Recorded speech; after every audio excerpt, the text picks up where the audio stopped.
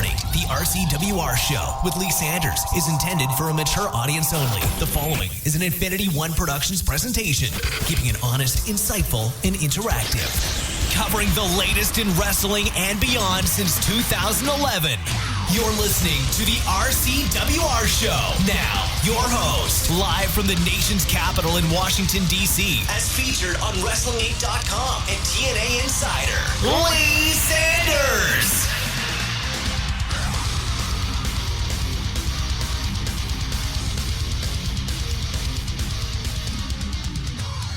All right, so our guest tonight has been making her mark in the wrestling industry since 2010, and she's been making quite a big name for herself, been picking up a lot of buzz with the promotions that she's been working with. Now, you hardcore Ohio Valley wrestling fans may recall her OVW storyline in which she expressed strong romantic feelings for colleague TNA wrestler knockout Taylor Hendricks, but since then she's been expanding her horizons in promotions such as Shimmer, Sparkle, Shakira, and most recently Shine Wrestling, where at Shine 15, get this, her losing streak there came to an end after being introduced as the newest member of the All-Star Squad stable, ran by Daphne, forming a tag team with fellow squad member Solo Darling to form the Buddy System, of which they defeated the SNS Express. Now, you can catch her at a few events that's going to be coming up. One of them sees her taking on Ring of Honor's Veta Scott at AAW's Day of Defiance on May 2nd. Very pleased to welcome the one and only Heidi Lovelace. Heidi, how you doing? I am wonderful. That was quite the introduction. Goodness. Well, I hope that was a good one. I hope it wasn't too long-winded. No, I loved it. I don't really even need to talk at this point because you got all of it covered. Hey, it's all good. Hey, I appreciate you taking the time out to do this. It's a huge honor here. How was your weekend? Things go well for you? Yeah, my weekend was actually pretty chill. I only had 2 shows this weekend, which, yes, to me, that's like a calm weekend, where all of my days of the weekend are booked up. But I was at 2 smaller promotions. One is Tribute Championship Wrestling in Ohio. And then the other one I was at was a place called Strictly Insane Wrestling in Illinois. So I'd actually only been to Tribute once before, was at Strictly for the first time. So it was a nice little experience. I got to meet some newer people and reconnect with some older friends. So yeah, it was a nice, relaxed little weekend that I needed after my Shimmer weekend. Well, that's good. Yeah, and how did you do at Shimmer? I didn't catch the results for that one. Shimmer was actually fantastic. I enjoyed it so very much. Actually, in a 4-day time period, I actually wrestled 6 times, which was probably the most exhausting weekend I've had in my 3-year career. But yeah, a lot of awesome things happened. We had AAW the night before the 2 nights worth of Shimmer tapings went on, where I tagged with Athena against Jessica Havoc and Nevaeh. And we came out victorious on that one, which was great. And then I was fortunate the next time to wrestle against former Shimmer champion Madison Eagles, which is a huge honor for me. And then I actually got to go one-on-one with the Havoc Dust Machine herself, which was very intimidating, but a blast either way. So I had a great time. I'm actually on all 4 volumes from this one, so that was really cool, too, to actually make each and every one of the tapings. So it was such a blast. Wow. I'm mad props to you for doing all that in one day. And again, that's 6 matches in one day? In 4 days. In 4 days. So Thursday, Friday, Saturday, and Sunday. 4 days, 6 matches. That's still, yeah. It was, it was very intense. My God, I bet. Driving too. I bet. You know, time's been flying pretty fast for you, for your career so far in wrestling, as you're coming up on a bit of a milestone soon. You would have been wrestling for about 5 years, maybe plus. How's the journey been for you so far? It's been absolutely insane. So many things happened so fast. I feel like in December will actually be my 4-year mile marker. I'm actually only 3.5 years in. As it stands right now, it all just, like I said, it all happened so fast. I felt like I was, slowly climbing up, actually before I hit OVW. And then once I started going to OVW and started really pushing, like you mentioned, the storyline with Taylor there, once I started doing that, it just, and I got notoriety, like I had fans from all over the world contacting me that watched OVW, and then that notoriety led to Shine, and then led to AAW, and led to Shimmer, and like each individual thing kind of just led to a bigger and bigger and bigger opportunities. And so it was really intense, and it was very intimidating at first. I was just like, I don't know if I can live up to all of the stuff that people are putting me up to, but, people seem to be satisfied with where I take the ball when they give it to me. So I'm very blessed to have the opportunities that I've had, and hope for many, many more to come. That's a good positive outlook. I would be set on fire if I didn't ask you this question, because we actually cover OVW weekly. We just started doing it, I think, the beginning of this year. Is there any update you can provide the OVW fans as far as maybe seeing you come back there one day?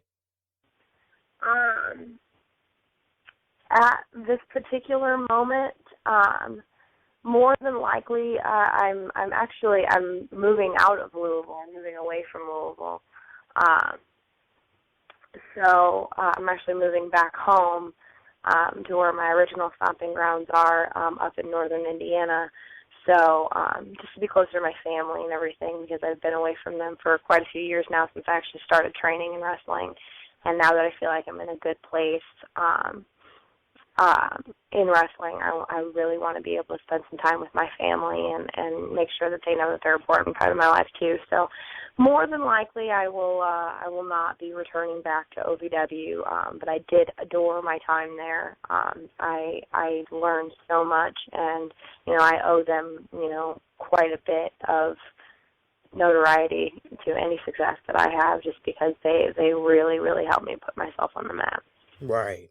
For the listeners, our listeners that might not be that familiar with you, and I don't want you feeling long-winded putting it all out there, but can you give them, for us, a brief recap on your journey getting into the business, how it all started and everything, what motivated you, what inspired you to get the ball rolling?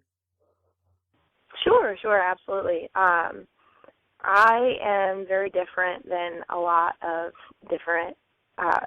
wrestlers, in the sense that I did not watch professional wrestling as a child. I actually wasn't very partial on it, to be honest with you.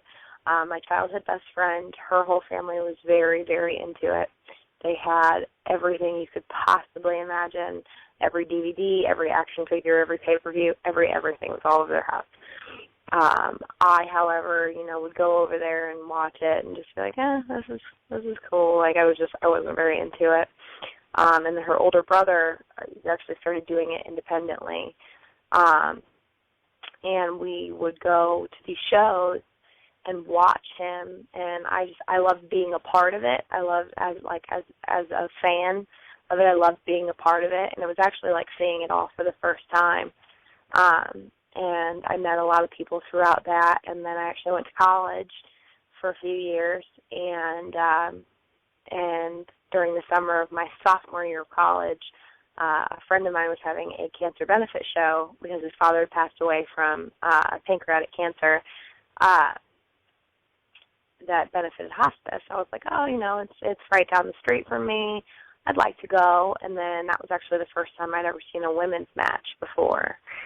And this is usually the point in my story where every time I say it, they're like, oh, really, those women, they really inspired you, right?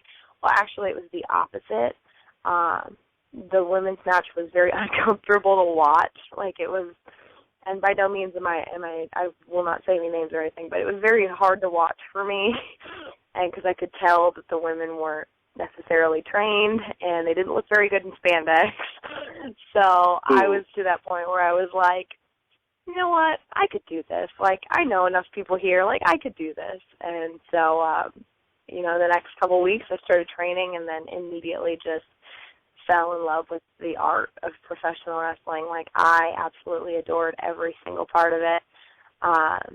Just to be able to storytelling and how you never see the same match twice. It's just a different work of art from different people's perspectives, and I absolutely adored it.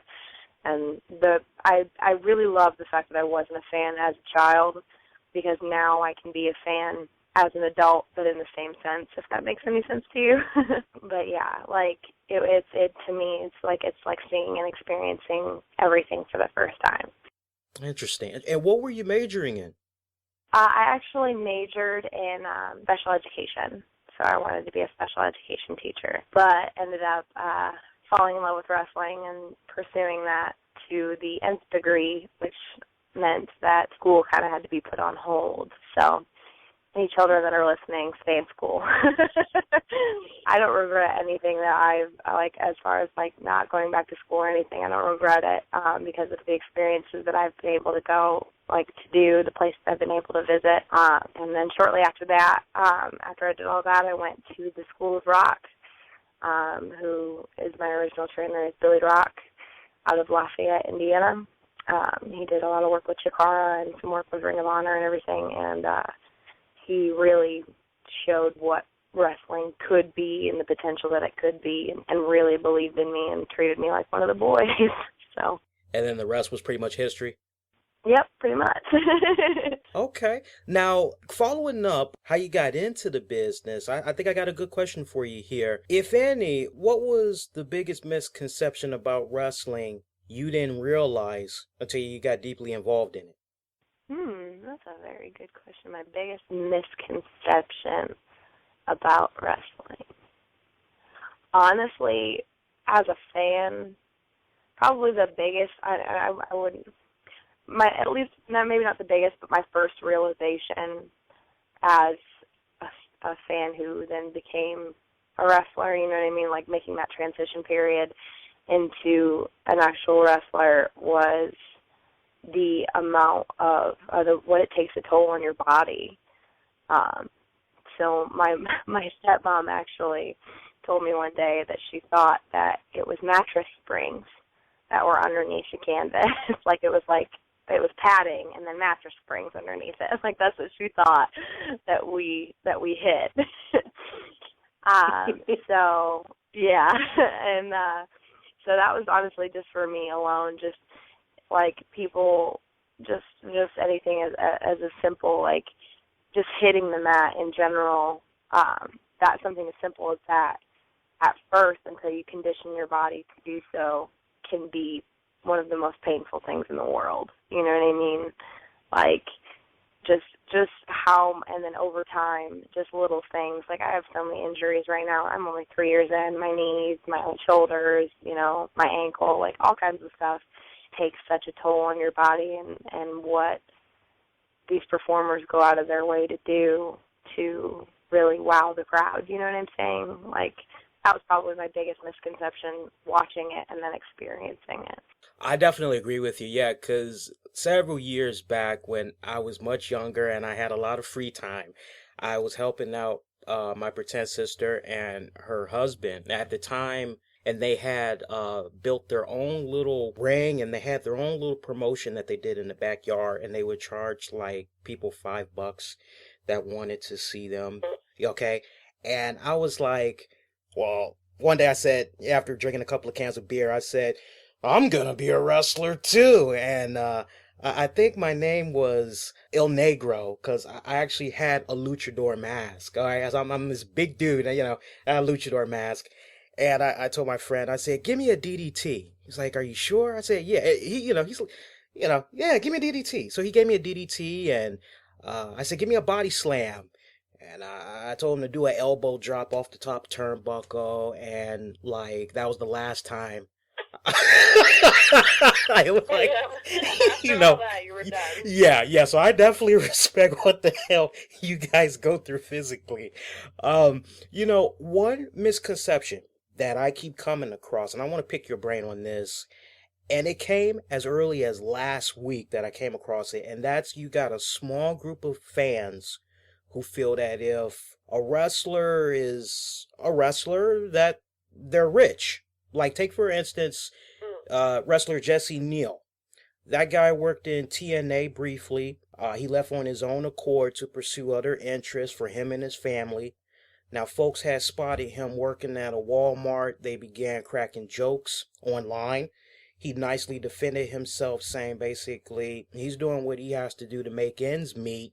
And he loves his job, actually, and that he's making more money than when he was in TNA. And he's still able to do what he loves to do on the side, which is wrestling. What's your take when you hear something like that and the perception from some of the fans?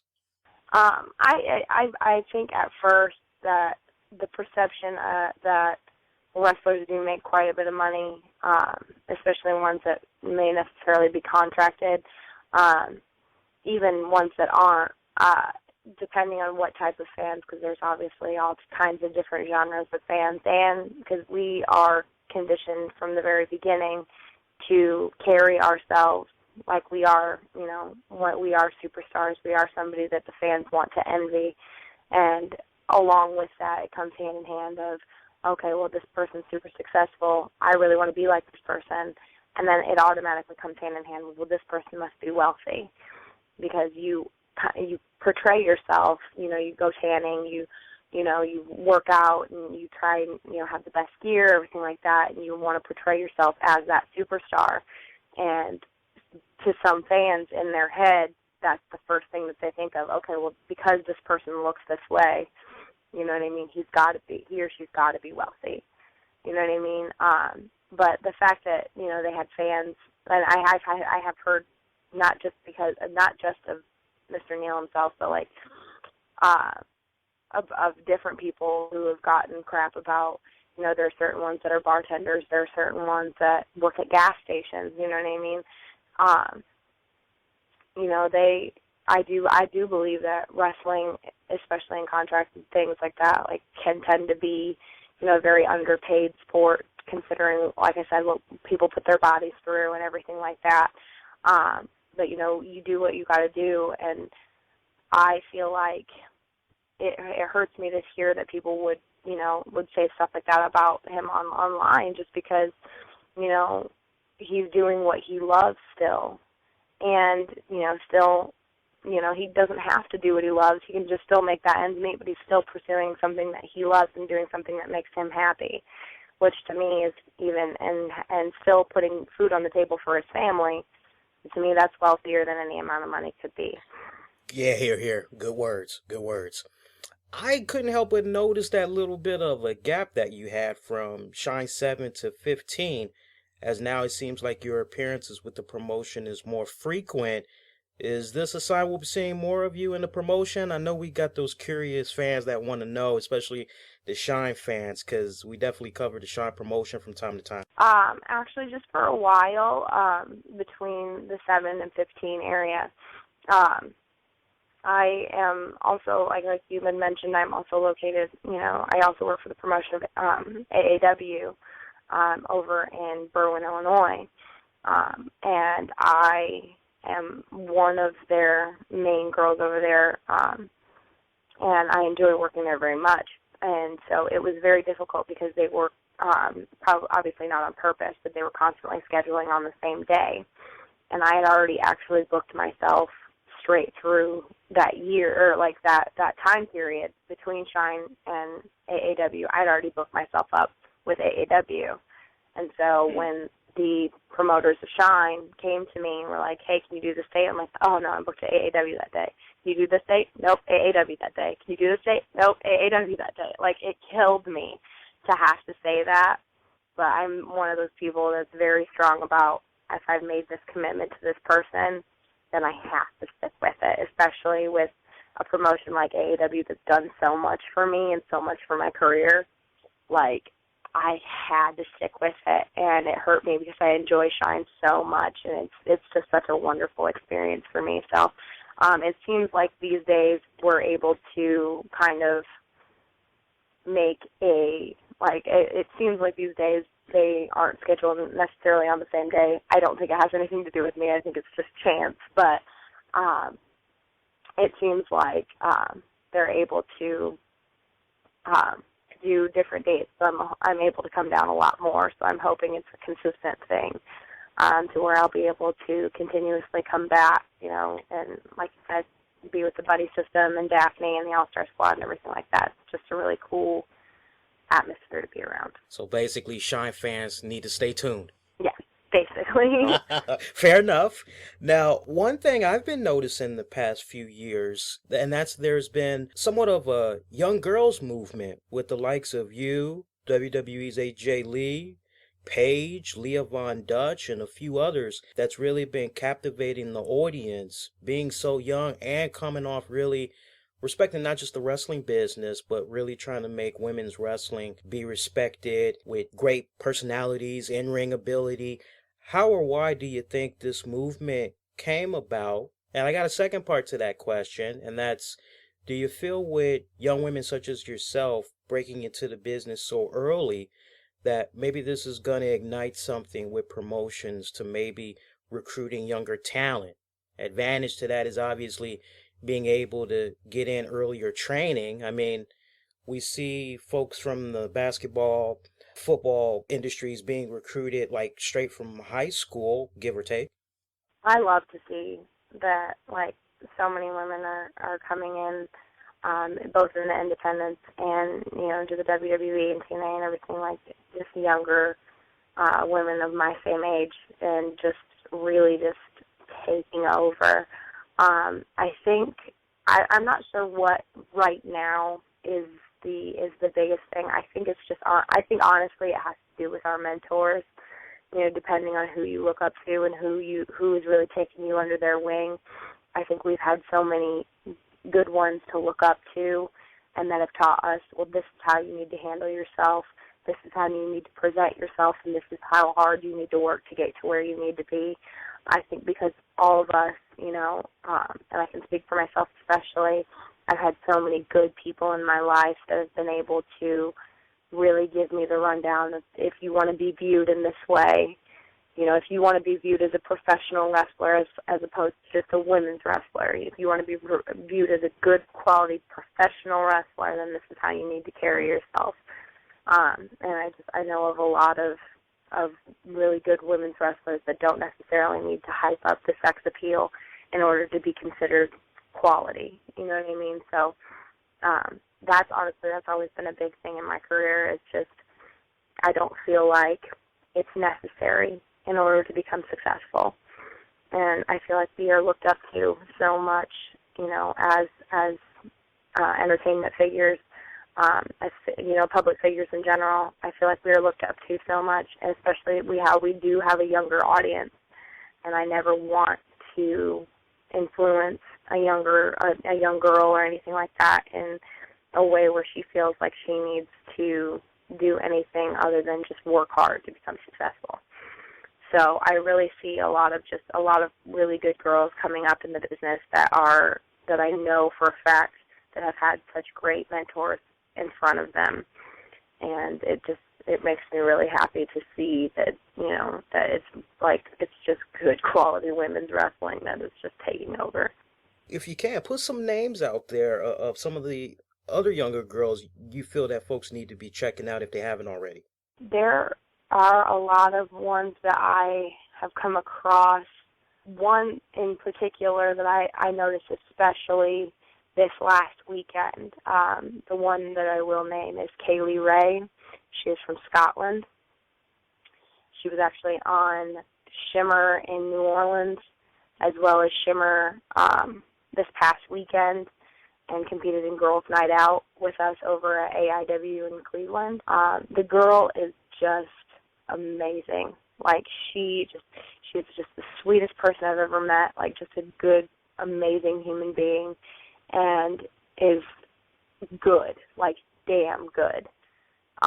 So she, she's one that I didn't know much about up until this last couple weeks, and then getting to know her and just watching all of her work. Like, she's athletic, got legs, that go on for days, and she's just moved the way she moves, everything. She's just really, really just a good quality wrestler. Like, another one, Evie, I think she's from New Zealand.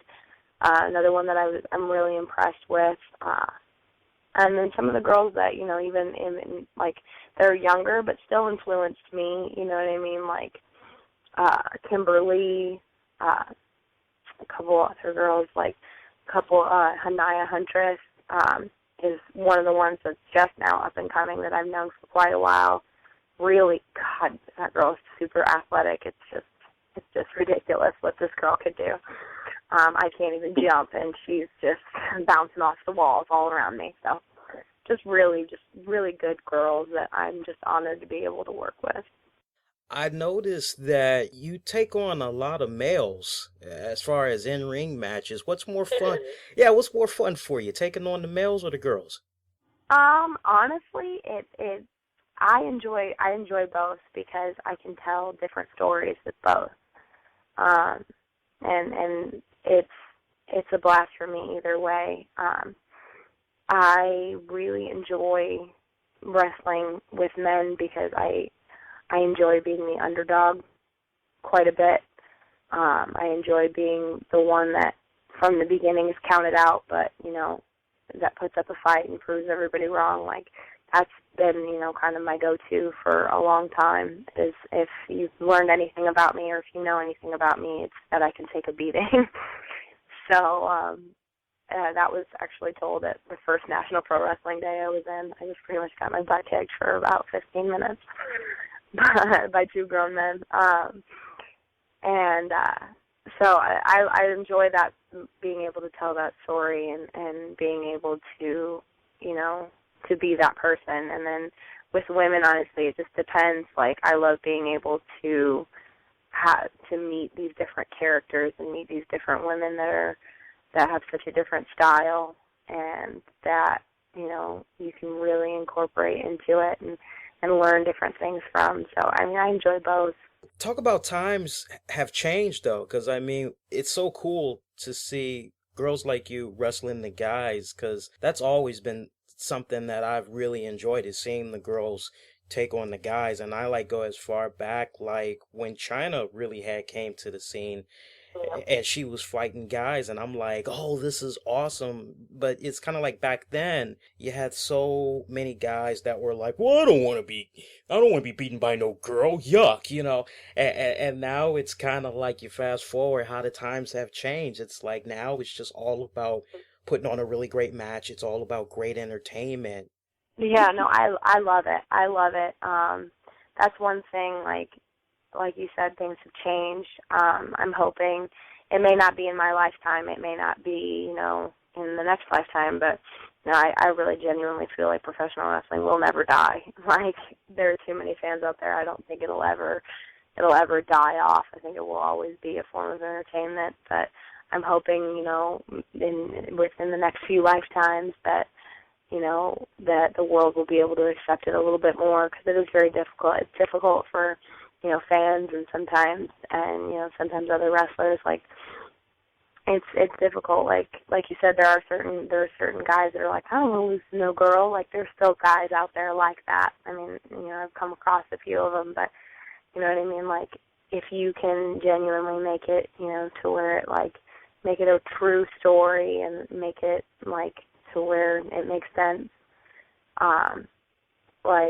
Honestly, I think it's such an awesome thing to be able to not have to necessarily discriminate between gender. Like, that was a really good intergender match, or that was a really good women's match, or that, you know what I mean? That was just a really good match. It doesn't necessarily mean that it was between a guy or a girl.